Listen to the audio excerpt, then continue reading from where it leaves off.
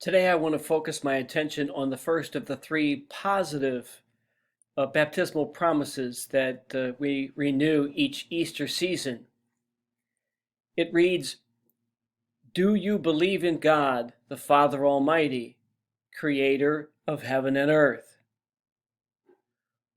Why is it important to affirm God as our creator?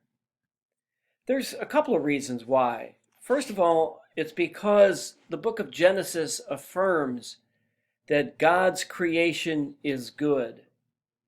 At the end of each day of creation, God looks at what he had made that day and he said that it was good. And on the last day of creation, the sixth day of creation, after he had created the man and the woman, he saw that his creation was very good. Second, God as creator has a plan for creation. Everything is created for a purpose, and everything has a purpose or an intention that it needs to fulfill. And in the big picture, that plan ends up with our reunion with God.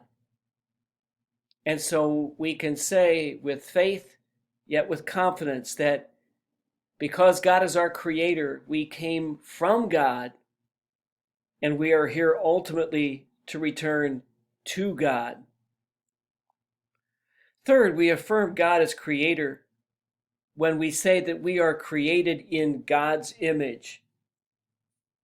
That article of our faith is affirmed in the first chapter of Genesis, verses 26 and 27, when God creates the man and the woman in his very image. And that's critical for us to understand and believe, because when we say that, when we affirm that, we are saying that God is both in us, each one of us, and that God is with us and among us.